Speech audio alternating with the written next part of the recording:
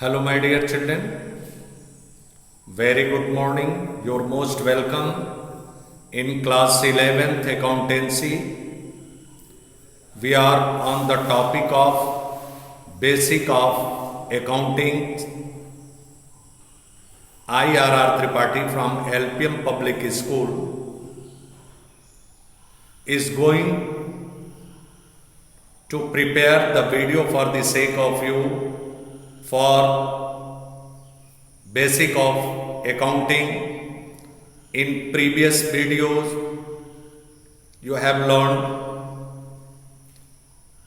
a lot of the terms of accounting, just transaction, capital, assets, liabilities, and so on. Now, dear children, one point to be remembered.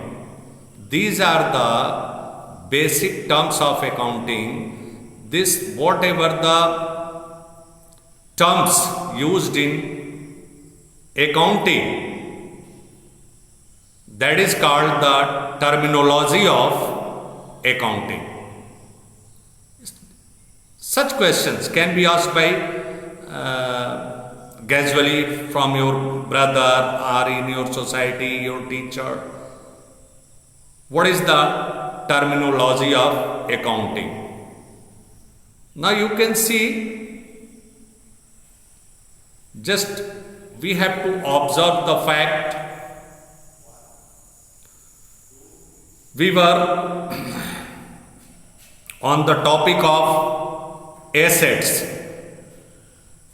It was being explained in previous video about the assets. Just property of the business are called assets, you can say. Means the money invested by the firm acquiring the property for the benefit of futures. This one is called assets.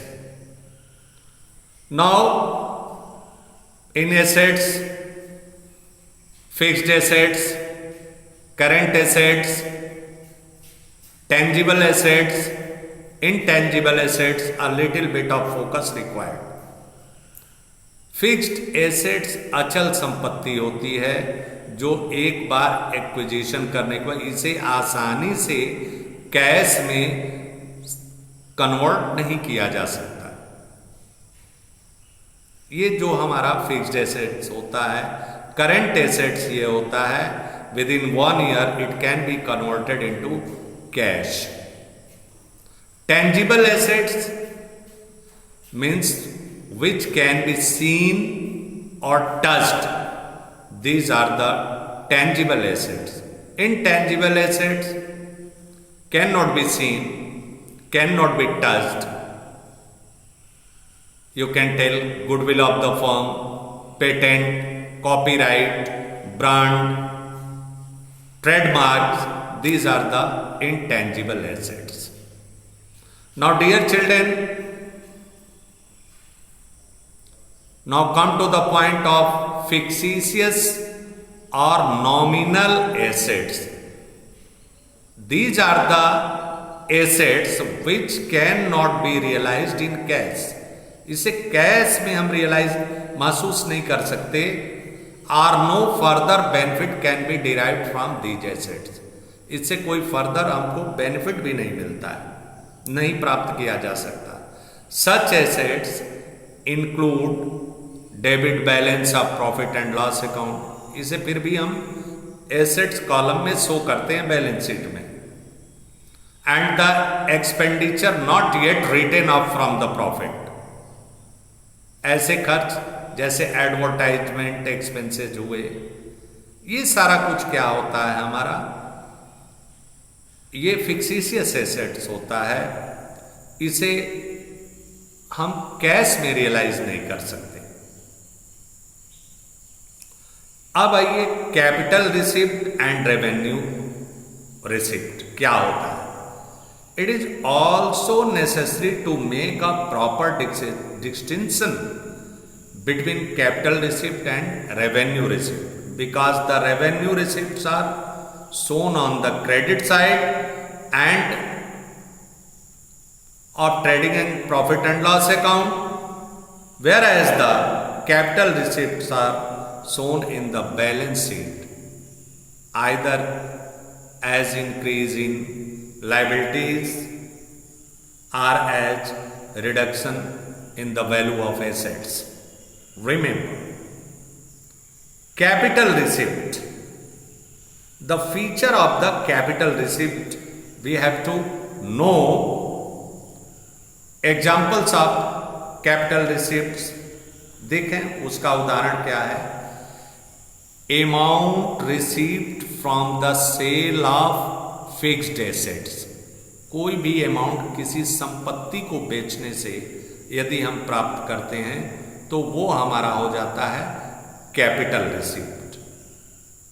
या कोई investment है, उसको बेचने से हम यदि प्राप्त करते हैं। बी प्रैक्टिकल, आप इसमें प्रैक्टिकली इन्वॉल्व हो जाइए। जो आपके पास suppose that individual, let it go the business organisation, individual कोई संपत्ति आप बेचते हैं आपके घर पर, चाहे आपकी मकान हुई, चाहे खेत हुआ, चाहे कुछ भी बेचते हैं तो capital use sum of amount received in exchange of the particular assets is being sold, तो ये कैपिटल रिसिप्ट होता है। Capital contributed by proprietors, partners or money obtained from issue of shares. Firm जो है, आप बिजनेसमैन हैं, जो proprietor capital invest करता है, उसे जब हम प्राप्त करते हैं तो वो भी हमारा कैपिटल रिसिप्ट कहलाता है फर्म के लिए।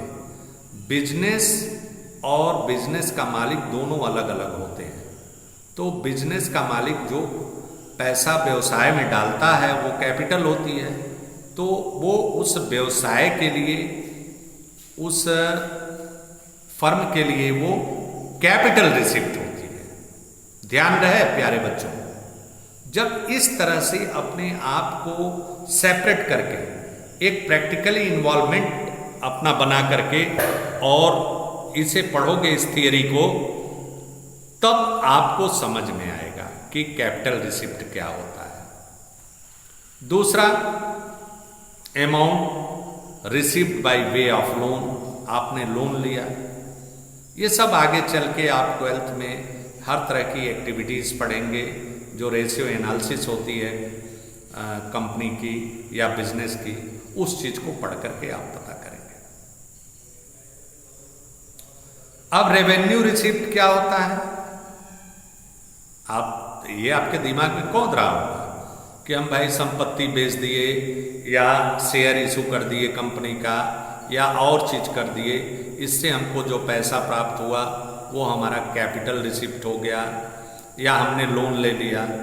तो रेवेन्यू रिसिप्ट क्या होता है? रेवेन्यू रिसिप्ट जो आप कमाई करते हैं, जिसके लिए बिजनेस किए हुए हैं, मतलब money obtained from sale of goods,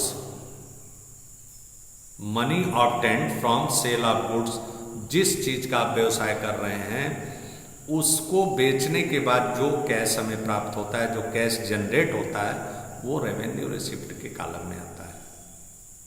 ध्यान रहे, आप देखिए, बिजनेस स्वतः करके देखिए।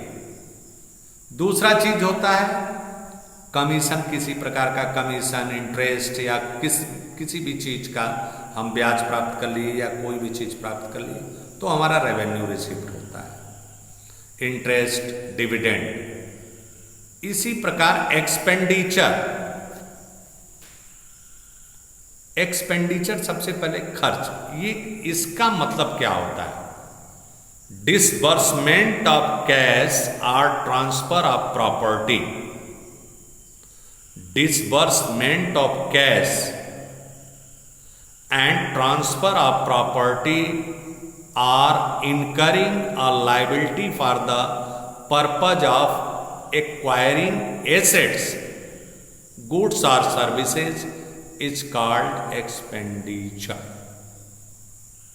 अब इंग्लिश में तो हमने बोल दिया, अब प्रश्न ये हो रहा होगा कि सर जरा इसे हिंदी में समझा लीजिए।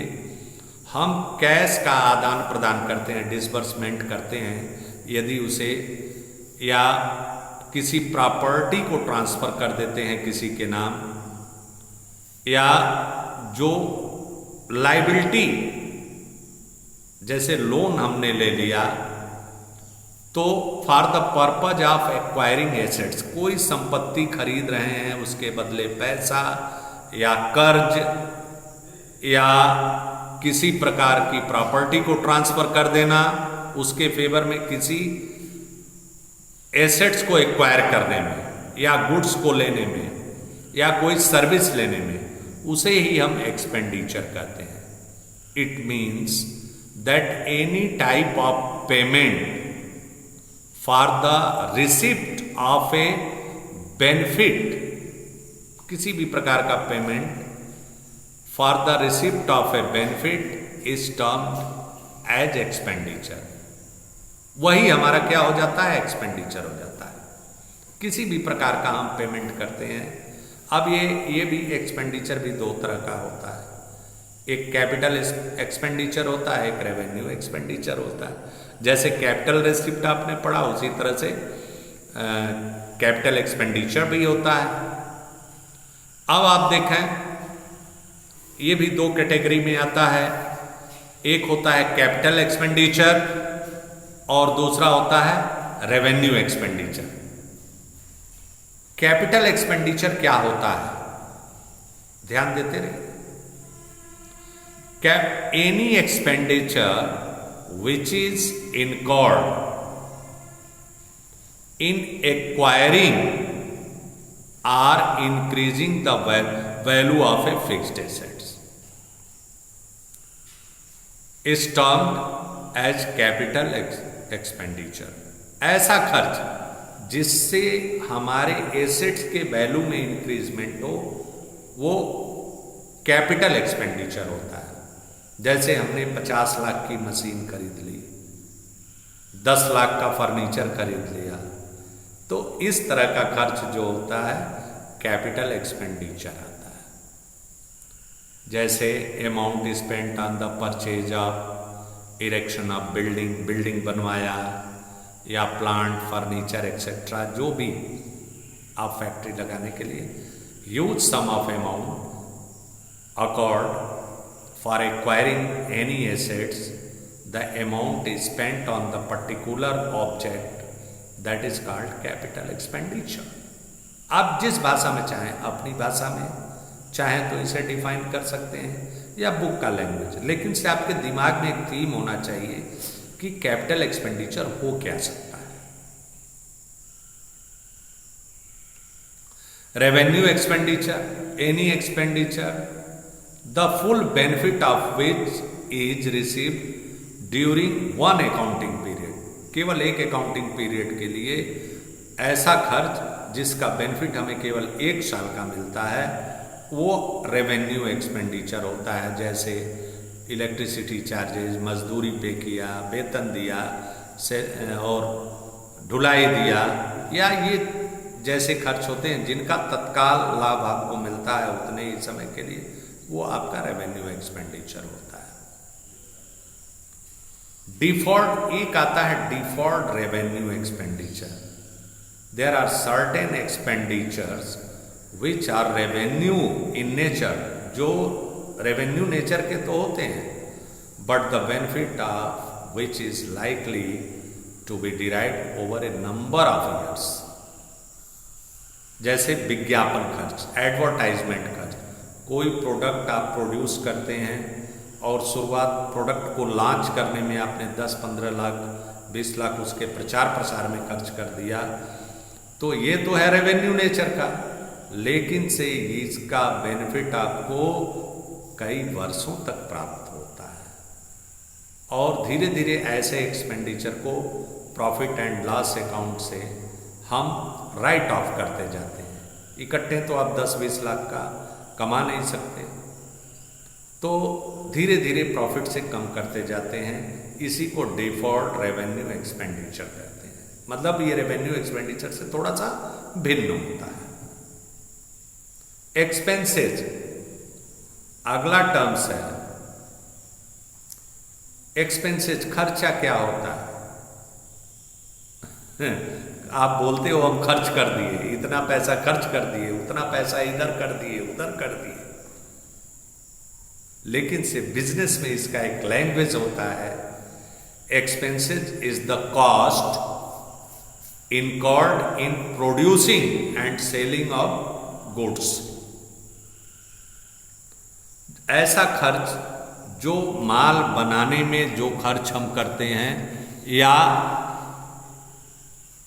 उस माल को सेल करने में जो खर्च करते हैं उसे, या सर्विस सेवा लेने में, उसे हम एक्सपेंसेस कहते हैं। इनकम, अभी हम आपको प्रॉफिट भी बताएंगे, दोनों में फंडामेंटल डिफरेंस। इनकम क्या होता है? Income is different from revenue. Income is different from revenue. ये उससे भिन्न होता है रेवेन्यू से। हमने तो सामान बेचा, जो भी कलेक्शन आएगा वो हमारा रेवेन्यू होगा, लेकिन से amount received from sale of goods is called revenue and the cost of goods sold is called expense. Difference of the cost of goods sold and revenue received from sale of goods is called income. तो surplus of revenue over expenses is called income. जो surplus होता है, surplus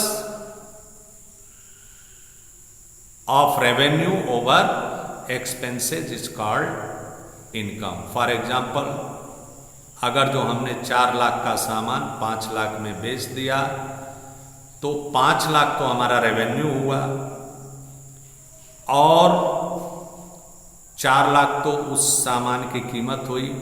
1 lakh रुपये जो होगा यही हमारा income होगा, वो डिफरेंस। तो surplus of revenue over expenses is called income. Profit, अब यहां पर देखें प्रॉफिट क्या होता है।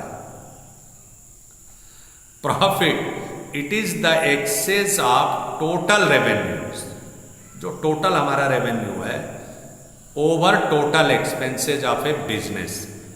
बिजनेस का जो टोटल एक्सपेंसेज है और टोटल रेवेन्यू है, उसमें जिसके अंतर्गत कास्ट ऑफ गुड सोल्ड और मजदूरी तमाम तरह की चीजें आ जाएंगी इंटरप्राइज का एक अकाउंटिंग पीरियड में, उसी को हम प्रॉफिट कहते हैं। प्रॉफिट क्या होता है? Profit increases the investment of the owner. जब हम प्रॉफिट कमाते हैं तो ओनर का जो इन्वेस्टमेंट होता है वो इंक्रीज होता रहता है।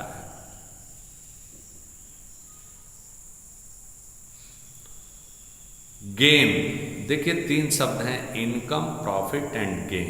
It is a monetary benefit. Gain is the monetary benefit, profit or advantage resulting from events और ट्रांजेक्शंस।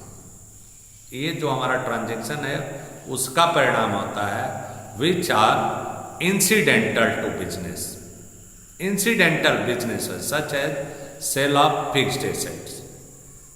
मान लीजिए गेन ये चीज होता है कि हमने बिजनेस एक्टिविटी नहीं किया हुआ है, हमारी जो बिजनेस की कोई संपत्ति है उसे हमने 40,000 में खरीदा हुआ था, उसका यूज कर रहे थे और उसे 42,000 में बेच दिया, तो ये 2,000 का जो होता है इसे ही हम गेन कहते हैं।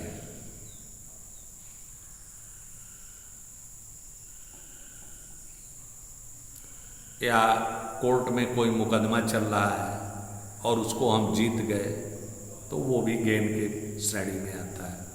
Loss, The term conveys two different meanings. Last term. First, it conveys the result of the business for a period when total expenses exceed the total revenue. एक तो यह लॉस हो गया, नुकसान हुआ। मान लीजिए रेवेन्यू आपका 2 लाख रुपए का है और एक्सपेंसेस 2,40,000 का है, तो 40 मतलब कमाई कम खर्चा ज़्यादा है, तो इसे हम नुकसान हानि कहते हैं। परचेज, खरीद। The term purchase is used only for the purchase of goods. इसे परचेज ऑफ गुड्स में ही रखा जाता है। सेल होता है और उसी परचेज रिटर्न होता है, सेल होता है, सेल्स रिटर्न होता है। यहाँ तक हमने आपको बताया और आगे बेसिक ऑफ अकाउंटिंग हम चलते रहेंगे। जो क्रेडिटर्स डेटर्स आएंगे तो इन चीज़ों को हम समझाते रहेंगे इस वीडियो के माध्यम से। जो टर्म्स आप रेगुलर यूज़ में नहीं है उसके लिए। Thank you very much.